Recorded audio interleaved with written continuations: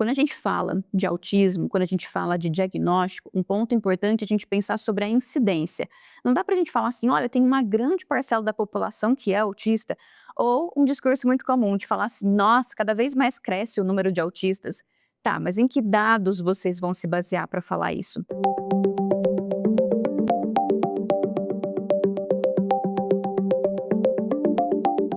Nós temos dados apontados pelo CDC, que é o Centro de Prevenção de Doenças, que foi divulgado agora em 2025. Sempre eles têm um dado periódico assim para mostrar se está aumentando, se não está. Então, nesses dados do CDC, ficou evidente que a prevalência aumentou do ano anterior para o material, para a pesquisa que eles fizeram em 2025.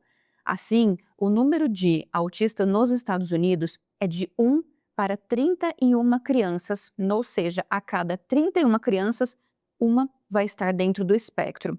Só que assim, é importante a gente entender o seguinte: esses dados são do CDC, super confiáveis, ok.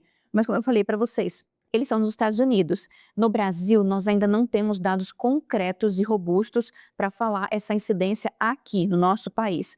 Então a gente vai se basear nesses dados, mas sempre lembrando dessa variação cultural e questões outras que podem interferir no número, pensando a diferença aí do país, tá? Dos Estados Unidos para o Brasil. Um outro ponto importante que a gente precisa entender é com relação ao espectro. Quando a gente fala do espectro autista, a gente precisa pensar o seguinte: Marina, por que esse espectro está dentro do nome? A gente está falando de transtorno espectro do espectro autista. O espectro é uma variação muito alta. Por isso que eu falei para vocês lá no começo, não dá para a gente pensar: olha, andou na pontinha dos pés, já tem autismo, fez tal coisa, tem autismo e está no nível 1, nível 2, nível 3 de suporte. Não. A gente precisa entender que o espectro é uma variação muito alta. Assim sendo, o paciente pode ter poucos comportamentos que são característicos na literatura e estar no nível de suporte 1. Maria, então todos os pacientes do nível 1, eles vão ter o mesmo padrão de comportamento? Não necessariamente, tá? O nível 1 é assim como a gente fala muito da divisão dos níveis de suporte, o nível 1, 2 e 3. O nível 1 é um nível que consideramos com baixo suporte, não precisa de tanto suporte, comparado, por exemplo, ao nível 3. Assim sendo, a variedade de comportamentos, de atrasos, de questões cognitivas também vai se modificar muito no nível 1. Por isso a gente fala de espectro. É uma variação muito alta, uma variedade muito alta de comportamentos, de perfis diferentes dentro de um mesmo grupo que nós alocamos aqui, por exemplo, no nível 1, certo?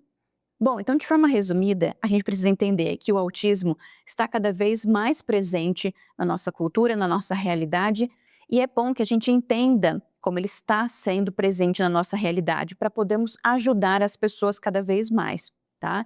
A gente precisa entender que não é uma doença, que a gente precisa promover movimentos de inclusão e que as pessoas consigam ali ter uma visualização do autismo de forma não preconceituosa, mas de realmente incluir, de trazer as pessoas que estão no espectro do autismo para fazerem parte e pensarmos promoções e capacitações de profissionais, de escola, para a gente ampliar esse modelo de inclusão e acessibilidade. Então, o autismo merece respeito porque é uma condição do neurodesenvolvimento e que todos aqueles que estão no espectro têm uma super mega potencialidade para se desenvolverem e terem uma vida com autonomia e independência como qualquer outro, claro, dependendo das suas particularidades.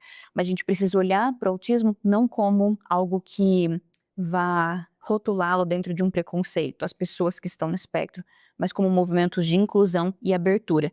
Só assim a gente vai conseguir uma expansão para a sociedade, não só da temática, mas também da própria inserção deles em todos os ambientes que eles quiserem estar.